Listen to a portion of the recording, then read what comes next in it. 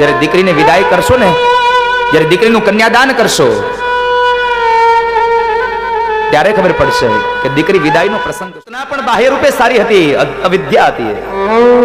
શું થયું? બાહ્ય સ્વરૂપ સારું નહીં હોય તો ચાલશે, પણ તમારું અંદરનું સ્વરૂપ સારું હોવું જોઈએ.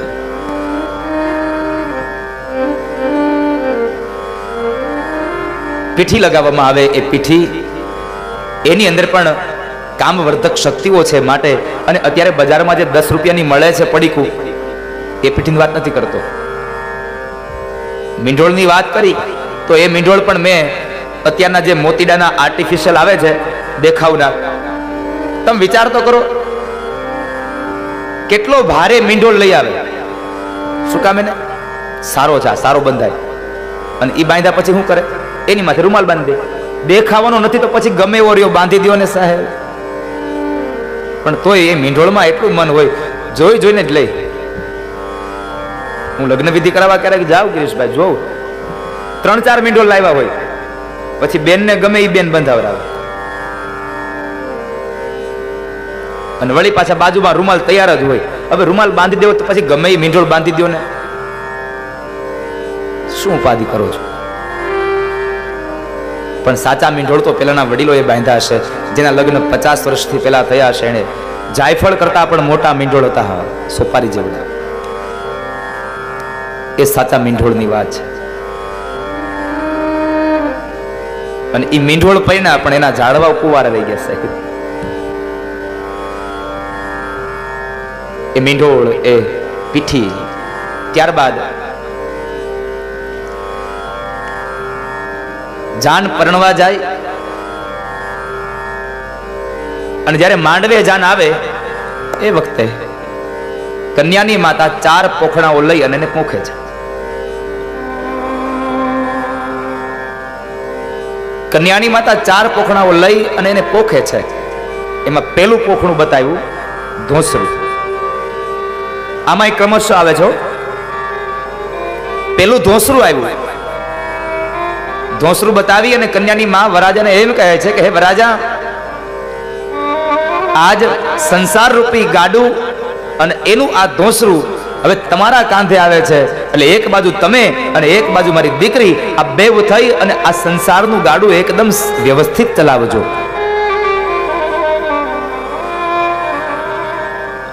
ધોસરું બતાવ્યા બાદ એને રવાઈ બતાવે છે. રવાઈ બતાવીને કહે છે કે હે રાજા, આ રવાઈ છે, તમે અને મારી દીકરી બે સાથે ભેગા મળી અને સદવિચારોનું મંથન કરી અને આ જગતને મનોમંથન કરીને સારા વિચારો આપજો. ત્યારબાદ ત્રીજું બતાવ્યું સાંભેલું. હે રાજા, આ સંસારમાં પગ માંડો છો, સંસાર રૂપી ધોસરું તમારા કાંધે આવે છે, તમે મનોમંથન કરો છો તો વિચારી લેજો, તૈયારી રાખજો કે ક્યારેક ખંડાવવું પણ પડશે, એની તૈયારી રાખજો. આ જગત તમારી ઉપર તમને ધોકાવશે, એની તૈયારી રાખજો. કારણ કે આખો જગત તમારાથી રાજી નહીં હોય. અને છેલ્લે બતાવ્યું ત્રાક. અને ત્રાક બતાવીને કહે છે કે હે રાજા, તમે મારી દીકરીને પરણો છો, આ સંસારનું આ ગાડું ચલાવો છો, સંસારમાં પગ મૂકો છો ને તો સંસારમાં દુઃખ પણ આવશે, કાંટા અને કાંકરા પણ વાગશે, લોકો તમને દુઃખ આપશે. આ દુઃખને સહન કરવાની પણ તૈયારી રાખજો અને પછી જ મંડપમાં પ્રવેશ કરજો. આ 4 પોખણા બતાવ્યા. પછી ઇન્ડિયા પિંડિયાથી નજર ઉતારે અને ચારે બાજુ નાખી દે. આના માટે હું કાંઈ અંદર જતો નથી એમાં, કારણ કે એના થોડોક દૂર છું. એટલા માટે અંધશ્રદ્ધાથી, અંધવિશ્વાસથી દૂર રહેનારો માણસ છું. કારણ કે આપણે 21મી સદીમાં જીવીએ છીએ, અને હવે જો અંધશ્રદ્ધામાં જઈએ ને તો આપણાથી મૂર્ખું આ જગતમાં કોઈ હોય જ નહીં. પણ હજી લોકોને શ્રદ્ધા છે, નાળિયેરમાંથી કંકુ નીકળે, નાળિયેરમાંથી ચૂંદડી નીકળે. પેલા નાળિયેરમાંથી મીઠું પાણી નીકળે ને એવો વિશ્વાસ રાખ, નાળિયેરમાંથી ચૂંદડી નીકળે એવો વિશ્વાસ ન રાખ સાહેબ. તારું નાળિયેર બગડેલું ન નીકળે. આ નાળિયેર એટલે આપણું જીવન સાહેબ, આપણું જીવન બગડેલું ન નીકળે. આમાંથી ચુંદડી ન નીકળે તો કાંઈ નહીં, કંકુ ન નીકળે તો કાંઈ નહીં, પણ આમાંથી ખરાબ પાણી ન નીકળે એનો વિચાર કરજો બાપ. માત્ર એનો વિચાર કરજો. ત્યાર પછી કન્યાની માતા 2 કોડિયા લઈ સામસામા બાંધેલા હોય અને એ વરાજાના પગ પાસે મુકાય છે. અને તમે શું કહો? છીપટિયા. બરાબર ને? છીપટિયા જોઈ નહીં? આજનો દિવસ તમારે જવાબ આપવાના છે, કાલથી નહીં. આજે 4 કલાકે આપણી કથા વિરામ લેશે. પણ મારી પ્રાર્થના છે કે જેટલા લોકો અત્યારે આવ્યા છે બધા પાછા 4 વાગે પાછા અહીંયા પોથી યાત્રામાં હો. પેલા દિવસે જેટલી પોથી યાત્રા હતી એ રાજપરા પરિવારને એનો અતિશય આનંદ છે. મને પણ આનંદ છે કે મારી 76 કથામાં આવડી મોટી પોથી યાત્રા હતી, બહુ મને ગમી છે. પણ હજી પણ મારો એક વિચાર છે, હજી મારી એક અપેક્ષા છે કે રાજપરા પરિવારે પેલા દિવસે જે પોથી યાત્રા જોઈને એના કરતા ડબલ પોથી યાત્રા આજના સાંજે 4 વાગે મારે જોઈ છે સાહેબ. એટલે અંતિમ અને પહેલી પોથી યાત્રાનો આપણો એ ઓડકાર એમને રહેવો જોઈએ. એ માટે આપ સૌ ફરી પાછા 2.5 કલાકે કથા માટે આવી જજો. અને આજનો દિવસ છે ને આમ પણ 7 દિવસની કથાનું શ્રવણ પણ હું 4 વાગે સંભળાવવાનો છું. કે શ્રવણ ફળ ન સાંભળે એ 7 દિવસની કથા સાંભળે કે ન સાંભળે એ બરાબર થઈ ગયું બધું. હું 4 વાગે આજે આ કથાનું શ્રવણ ફળ સંભળાવવાનો છું. એટલે પેલા છીપટિયા આપ્યા. એ છીપટિયા શું છે? 2 કોડિયા અને એની વચ્ચે ગોર મહારાજે પદાર્થ ભર્યો હોય, સોપારી હોય, ચોખ્ખો હોય, એની અંદર 1 રૂપિયાનો સિક્કો હોય, જેવો જેવો એનો યથાયોગ્ય સમય. એટલે એ છીપટિયા શું છે? અને છીપટિયા મુકતા કહે છે કે હે વરાજા, તમે અહીંયા સંસારમાં પગ મૂકવા માટે આવ્યા છો તો સાંભળો.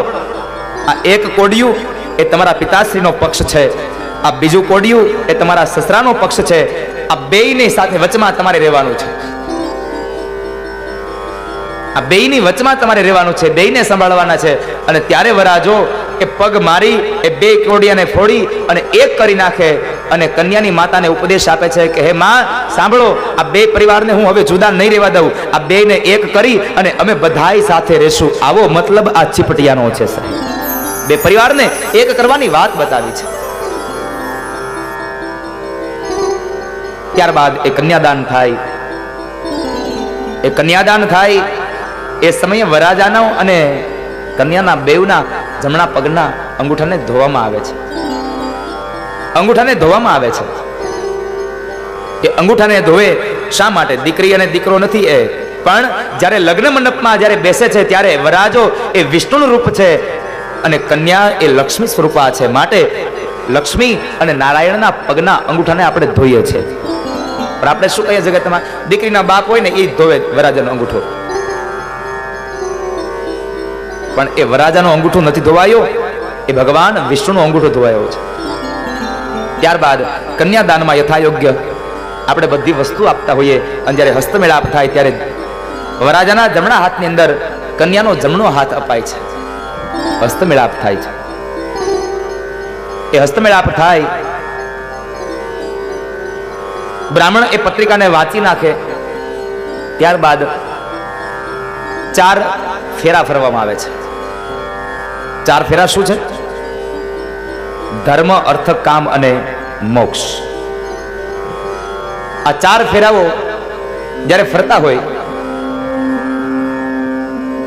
ત્યારે એ સમયે કેવો ભાવ હોય છે કે 3 ફેરામાં પતિ આગળ હોય અને છેલ્લા ફેરે પત્ની આગળ હોય, કન્યા આગળ હોય છે.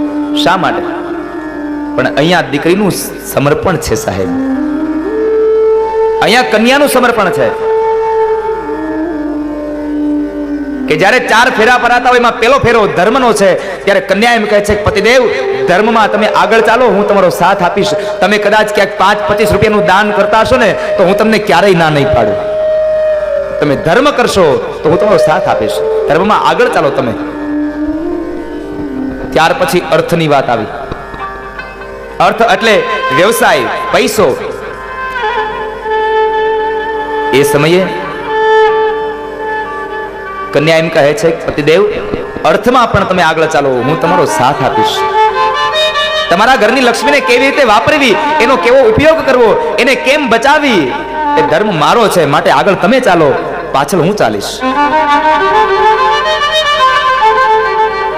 પેલો ફેરો ધર્મનો, બીજો ફેરો અર્થનો, ત્રીજો ફેરો કામનો આવ્યો છે. અને કામના ફેરાની અંદર કન્યા એમ કહે છે, પતિદેવ કામમાં પણ તમે આગળ ચાલો, એમાં પણ હું તમારો સાથ આપીશ. તમારા વંશની વૃદ્ધિ કરવી એ મારો ધર્મ છે. માટે કામમાં પણ હું તમને ઉપયોગી થઈશ, તમારી મદદ કરીશ. તમારા પરિવારને મારે ચલાવવું, તમારા પરિવારની મારે સેવા કરવી એ મારો ધર્મ છે.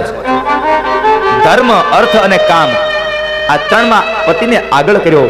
અને જ્યારે મોક્ષની વાત આવે, મૃત્યુની વાત આવે, ત્યારે એ મંડપમાં બેઠેલી કન્યા એમ કહે છે, પતિદેવ આ હવે છેલ્લો ફેરો મોક્ષનો છે. માટે મોક્ષમાં આગળ હું ચાલીશ, મૃત્યુમાં આગળ હું ચાલીશ. તમારા નામની ચુંદડી ઓઢી અને પેલા હું જઈશ. પતિદેવ તમે પાછળથી આવજો. ધર્મમાં આગળ કર્યો, અર્થમાં આગળ કર્યો, કામમાં આગળ કર્યો, પણ મરવાનો સમય આવ્યો ત્યારે કહે છે, પતિ પેલા મરીશું, તમે નહીં. આ સમર્પણ, આ ત્યાગની મૂર્તિ દીકરી છે. ધર્મ, અર્થ, કામ અને મોક્ષ. મોક્ષમાં દીકરી આગળ ચાલે છે. ત્યારબાદ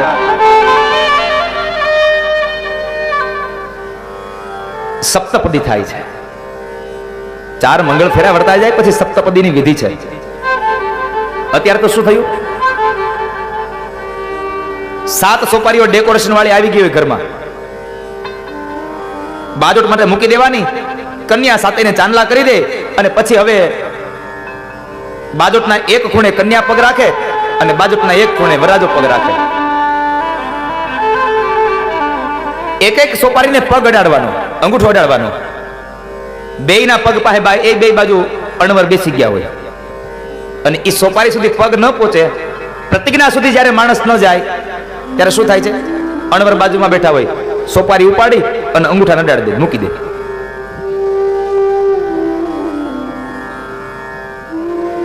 સોપારી ઉપાડીને અંગૂઠા અડાડીને મૂકતા જાય. આ થઈ ગઈ સપ્તપદી. પણ અહીંયા શાસ્ત્ર એમ કહે છે, સપ્તપદી એટલે બે વ્યક્તિને 7 પ્રતિજ્ઞાઓ ધારણ કરવાની છે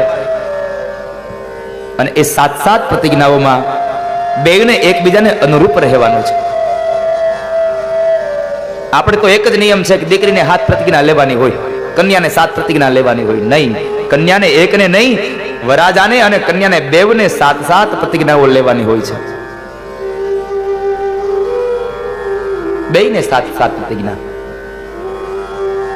ત્યારબાદ કંસાર પીરસવામાં આવે છે. કેટલો સરસ મજાનો કંસાર બનાવ્યો હોય. પેલી વાત તો મને એ કહો માતાઓ કે મંડપની અંદર આ કંસાર ખાવાનું હોય કે ન ખાવાનું હોય? ખાવાનું હોય એટલા કેટલા લોકો હાથ ચોકરો? ચાલો,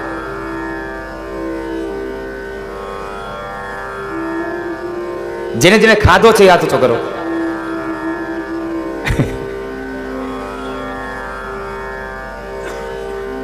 નો ખાવાનો હોય એટલા કેટલા લોકો? આ કંસારને ખવાય નહીં મંડપમાં. જે લોકો આવું માને છે એટલા હાથ ઊંચો કરો. ચાલો, કંસાર ન જમાય. હવે તો આપણે સુધરવાની જરૂર છે સાહેબ. જો કંસાર તમારે જમવાનો જ નહોતો મંડપમાં તો ત્રાસ ભરીને બનાવ્યો જ શું કામ? ખોટા પડાવા ખાલી ચમચું ભરી ભરીને બેના ઓઠ સુધી લઈ જાવ છો શું કામે? અમુક અમુક પદ્ધતિઓ એમાં જો ગોરદાદા કીધું હોય ને કે બે થોડું થોડું ખવડાવો કંસાર, ત્યાં તો માંડવામાંથી બેનો તરત કે ખવાય નહીં, હો તરત જ આવે, ખવાય નહીં. અરે ખાવાનો નથી તો બનાવ્યો શું કામે? ને એ કંસાર બનાવીને ત્યાં વાત જાહેર કરી છે, અગ્નિની સાક્ષીએ, આપણા પરિવારના સભ્યોની સાક્ષીએ આ બેવે ત્યાં વચન લીધા છે કે અમે બેવ એકબીજાને ખવડાવીશું. નકર ચમચી ભરીને પોતે ન ખાઈ લે, ત્યાં એની જીભે રાખીને ફોટો ન પડાવાય નહીં. પણ પતિ છે એ પોતાની પત્નીના મુખે રાખે અને પત્ની પોતાના પતિના મુખે રાખીને ફોટો પડાવે છે અને જાહેર કર્યું, સાબિત કર્યું કે અમે બેવ એકબીજાને જમાડીને જમશું. તો હવે આ કંસાર ખાવાનો નહોતો તો બનાવ્યો શું કામ સાહેબ? કેટલી અંધશ્રદ્ધાઓ, કેટલા કુરિવાજો જીવનમાં અને આપણા સંસારમાંથી અંધશ્રદ્ધા અને કુરિવાજોને ડામજો સાહેબ, એને નાશ કરજો. કારણ કે કેટલી અંધશ્રદ્ધાઓ, કેટલાય કુરિવાજો, કેટલાય લોકોના જીવનને બરબાદ કરી દે છે. માટે અંધશ્રદ્ધામાં ન જાશો.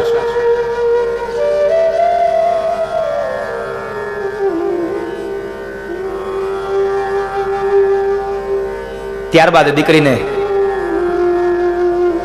બે જાન પક્ષના અને બે કન્યા પક્ષના બહેનો આવીને આશીર્વચન આપતા હોય, કાનની અંદર બોલતા હોય છે, અખંડ સૌભાગ્યવતી ભવ, રૂક્ષ્મણી અને કૃષ્ણનું સૌભાગ્ય, લક્ષ્મી અને નારાયણનું સૌભાગ્ય, શિવ અને પાર્વતીનું સૌભાગ્ય.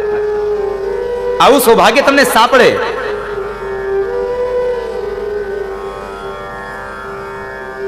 ત્યારબાદ દીકરી જ્યારે વિદાય થવાની હોય એટલે ઘરમાં આવીને બેઠી હોય સાહેબ. પણ આપણા હિન્દુ શાસ્ત્રમાં એક રિવાજ છે કે જ્યારે દીકરી વિદાય થાય ને ત્યાર પહેલા એને બાજુના ઘરે કન્યા પક્ષના જાન પક્ષના 5 વડીલ બહેનો એને લઈ જતા હોય છે. 5 વડીલ બહેનો એમને લઈ જતા હોય છે. શા માટે? અને એ વિધિનું નામ શું છે? એ વિધિનું નામ શું છે બહેનો? બાજુના ઘરે લઈ જાય, હાથમાં એક તેલની શીશી હોય, કંકુની ડબ્બી હોય, મગ હોય, શ્રીફળ હોય, આવું બધું હોય કદાચ. અને ત્યાં શું કરવાનું હોય? માથું ગૂંથવાનું હોય. માથું ગૂંથવું એટલે ઓળવાનો જ મતલબ થયો ને. તો માથું ઓળવાનું. તો અત્યાર સુધી કન્યા માથું ઓળ્યા વગરની બેઠી હતી ત્યાં.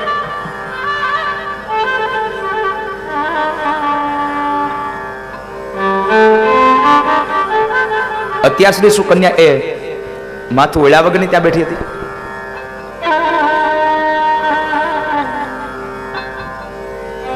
પણ સાચો એનો અર્થ શું છે હજી આપણે ક્યારેય સમજવાના પ્રયત્નો નથી કર્યા. શબ્દ છે માથું ગુથામણ. અને ત્યાં જઈને આપણે અત્યારે શું કરીએ છીએ? હવે વાટકીમાં શાસ્ત્રનું એવું નાનું એવું તેલના ટીપા 2-5 પાડીએ, હાથ બોળીએ, દીકરીને માથામાં ખાલી તેલ વાળો હાથ લગાવી દઈએ છીએ. માથું ગુથવા લઈ જવાનો એક જ અર્થ હતો કે દીકરી જ્યારે વિદાય થાય છે ને ત્યાર પહેલા જાન પક્ષના 5 વડીલ બહેનો જતા હતા. છોકરીઓ નથી જતી ક્યારે. જો માથું જ ખાલી ઓળવાનું હોય તો દીકરીઓને જવું જોઈએ, પણ નહીં, અહીંયા 5 વડીલ માતાઓ ગઈ છે. શા માટે? બાજુના ઘરે લઈ જઈ અને એકાંતમાં જઈ અને 5 વડીલ માતાઓએ એને શિખામણ આપી છે કે દીકરી તું આજ સાસરે જાય છે, બાપનું ઘર છોડી અને સાસરાના ઘરે જાય છે, તો સાસરાના ઘરે કેમ રહેવું એની 5 સારી વાતો એ વડીલ માતાઓ કહેવા માટે બાજુના ઘરે લઈ જાય. ત્યારથી આપણી કહેવત પડી કે અમે પાથીએ તેલ નાખ્યું છે ને, અમે એને શિખામણ આપી છે.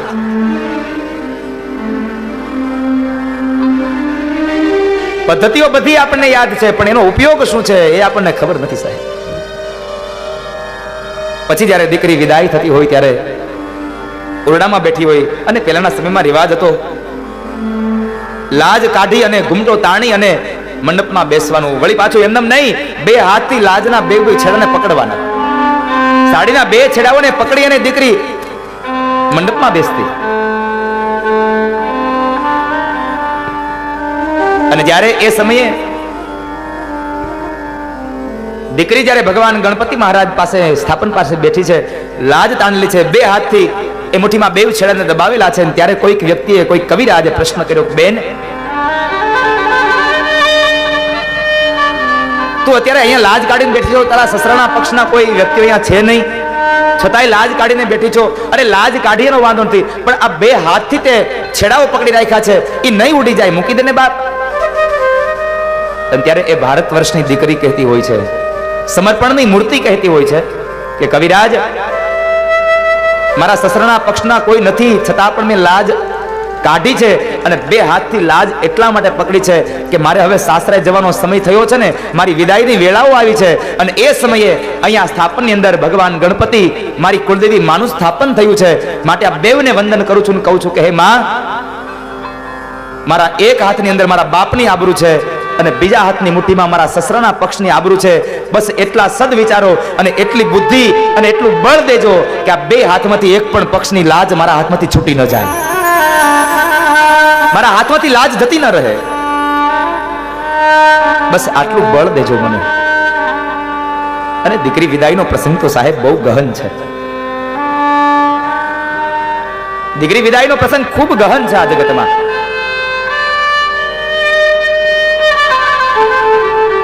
અને એ ભારત વર્ષની દીકરી એમ કહે છે, કવિરાજ તમે એમ કહો છો કે મારા સાસરા પક્ષના કોઈ વડીલ નથી, છતાં મેં લાજ કાઢી છે. તો લાજ એટલા માટે કાઢી છે કે મારો જવાનો સમય આવ્યો ને એટલે મેં મારી આંખોની આગળ પડદો શા માટે કર્યો? એટલા માટે કે જ્યારે હું જતી હોઉં ત્યારે જતા જતા પણ મારી ખરાબ નજર, મારી કુડી નજર મારા બાપની, મારા ભાઈની સંપત્તિ ઉપર પડી ન જાય ને એટલા માટે મેં મારી આંખોની આડો પડદો કરી દીધો છે.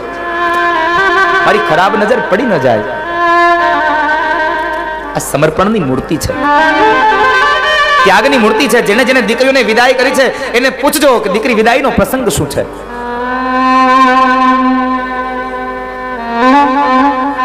22 વર્ષ 25 વર્ષ દીકરીને વાલ અને કોડમાં ઉછેરવાની અને વળી પાછું 2-5 કલાકની વિધિ કરી અને દીકરીને કોઈકને ઘરે મોકલી દેવાની.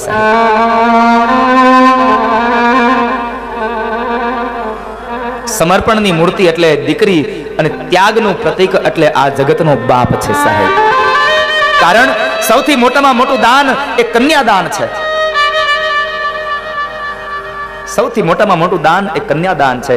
તમે કદાચ કોઈ જગ્યાએ મંદિર બંધાતું હશે તો ત્યાં તમે કદાચ 5 રૂપિયા 25 રૂપિયા લાખ રૂપિયા લખાવી અને તમારા નામની તકતી લગાવી શકશો, પણ 25 વર્ષની દીકરીનું દાન કરી અને એક પણ બાપ હજી એવો નથી કે કોઈની સામે તકતી લગાવતો હોય કે મેં દીકરીનું દાન દીધું, મેં દીકરીનું દાન દીધું. આ જગતનું મોટામાં મોટું દાન એ દીકરીનું દાન છે. એ દાન દઈને પણ છતાંય પણ તકતી ન લગાવી શકો સાહેબ. એ ત્યાગની મૂર્તિ એટલે એ બાપ છે અને સમર્પણની મૂર્તિ એટલે દીકરી છે.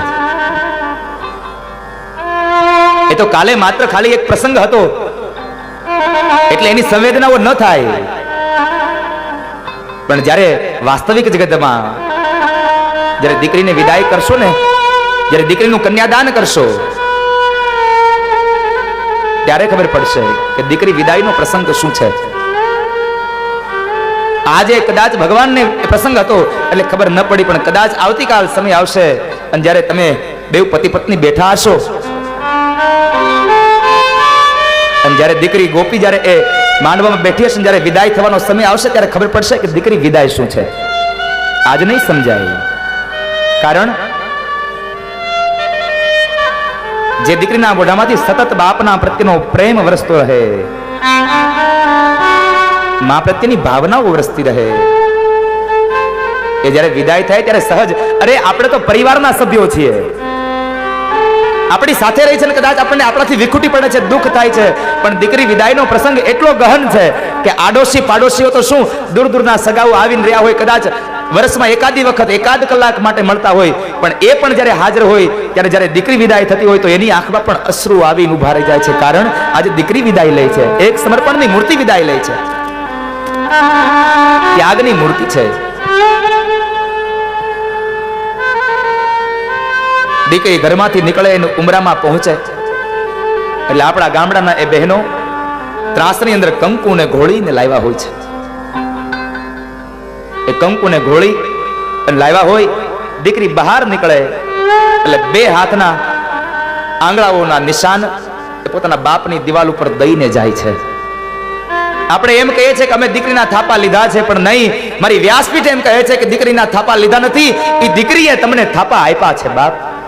કારણ તમે નાની એવી જગ્યા લ્યો ને તો દસ્તાવેજ કરાવો છો, દસ્તાવેજમાં એક અંગૂઠાના નિશાન લ્યો છો કે હવે આ જગ્યા મારી છે, આ મારી નથી. ત્યારે આ ભારત વર્ષની દીકરી એક અંગૂઠાનું નહીં 10 આંગળાઓના નિશાન દઈને બાપને કહે છે, બાપ હું આ 10 આંગળાના નિશાન દઈને જાઉં છું કે આજ પછી તમારી સંપદામાં અને તમારે ફળિયાની ધૂળમાં પણ મારો હક હવે નથી. આ સમર્પણની મૂર્તિ છે સાહેબ, ત્યાગની મૂર્તિ છે. બધું છોડીને જતી રહે છે.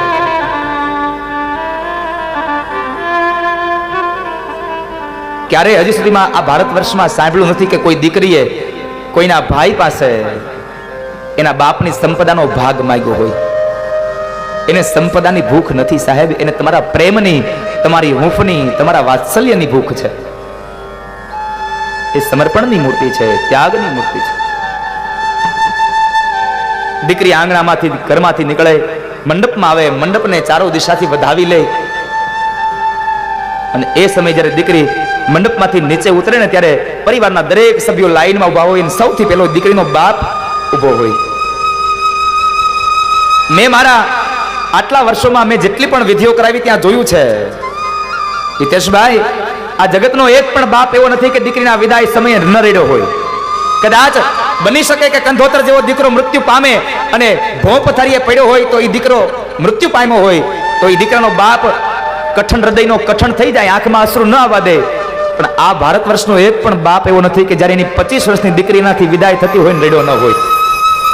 એની આંખમાં અશ્રુની ધારાઓ વહી જાય. કારણ આજ મારું હેત જઈ રહ્યું છે, આજ મારો વિહામો જઈ રહ્યો છે. આંખમાંથી અશ્રુની ધારા સાથે એ બાપ રડતો હોય.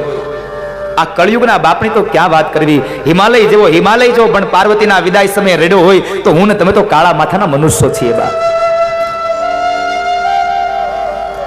હિમાલય રડે છે. અને દીકરી વિદાયનું સૌથી વધારે જો દુઃખ કોઈને લાગતું હોય તો માત્ર ને માત્ર એ આ જગતનો બાપ છે. ખૂણામાં બેસીને રડતો હોય.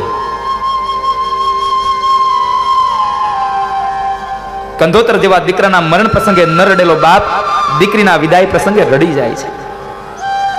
આજ મારી વાત્સલ્યની મૂર્તિ જાય છે. કારણ કદાચ એ બાપની માં મૃત્યુ પામી હોય ને તો દીકરીના રૂપની અંદર માનું રૂપ હોય. કારણ જેટલું ધ્યાન માં રાખે ને એટલું જ ધ્યાન આ ભારત વર્ષની દીકરી એના બાપનું રાખે છે. સાહેબ, બાપુજી તમે ટાઈમે દવા લઈ લ્યો.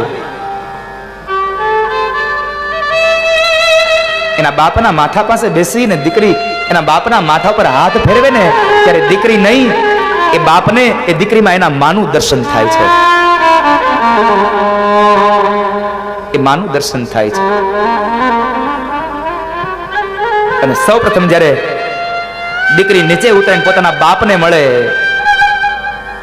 ચોધાર અશ્રુએ બાપને દીકરી બે રડતા હોય. હું દીકરીને સમર્પણની મૂર્તિ શું કામ કહું છું? તમે કદાચ માતાઓ એ વિદાયના સમયે સાંભળ્યું હશે, નહીં સાંભળ્યું હોય મને ખબર નથી. તમે ભાવુક બન્યા હશો,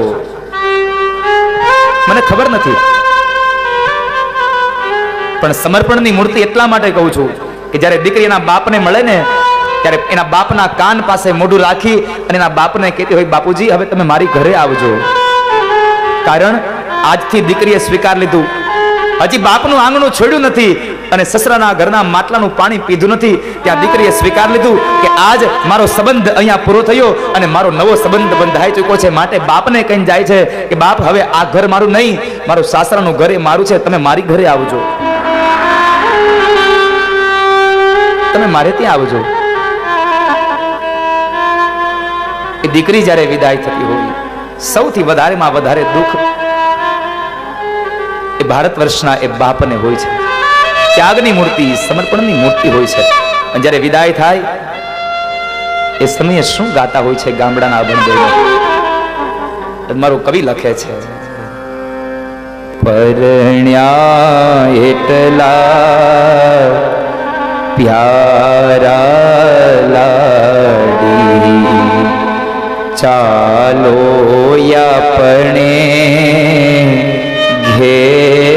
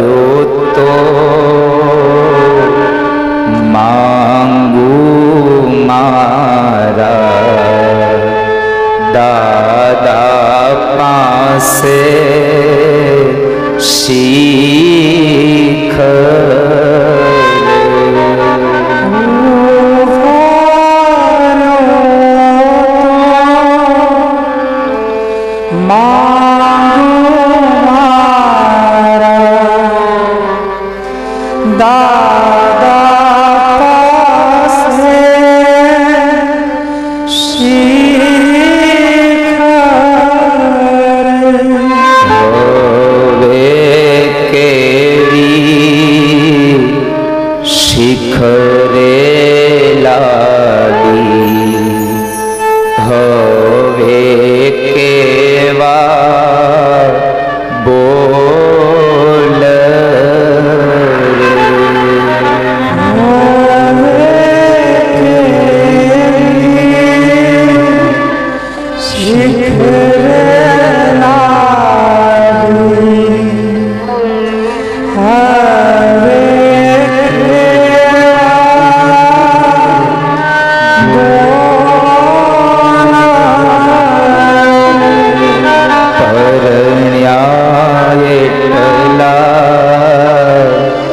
પ્યારા લાડી ચાલો આપણે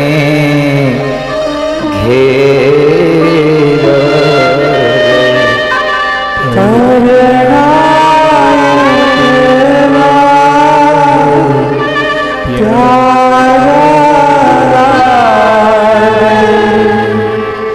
ચાલો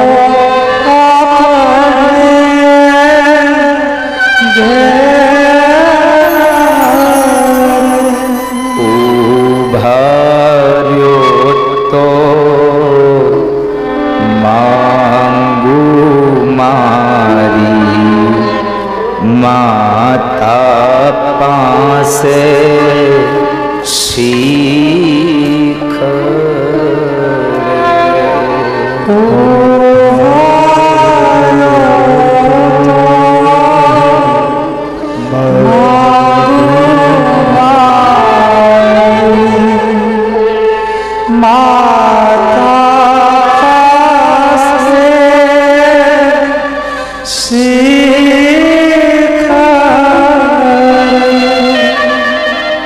ગામડાના ભણ બહેનો કહે છે કે હવે શું શીખ લેશો બેન, પરિણા ચાલો હવે આપણા સાસરે જઈએ. શું શીખ લેશો? સાહેબ, દીકરી વિદાયનો પ્રસંગ ખૂબ ગહન છે. કારણ 25 વર્ષ 22 વર્ષ જે દીકરીને લાડકોડથી ઉછેરીને મોટી કરી અને કોઈકના હાથમાં આપી દેવાની છે.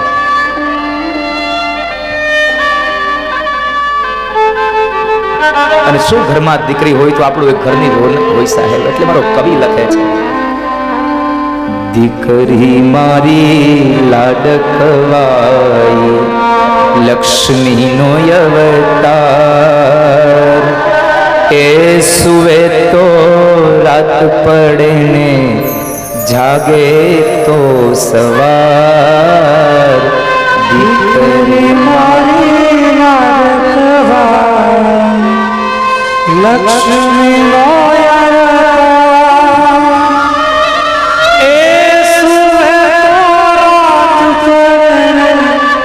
જાગે તો સવાર.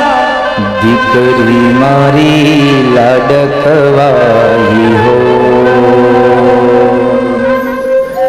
ઢીંગલા સાથે રમતી ઢીંગલી જેવું મારું બા. રમતા થાકે ભૂખ લાગે તો ખીર રાંધું તૈયાર. દીકરી તારા રૂપમાં મને માડીનો અણસાર. દીકરી મારી લાડકવાઈ લક્ષ્મી નો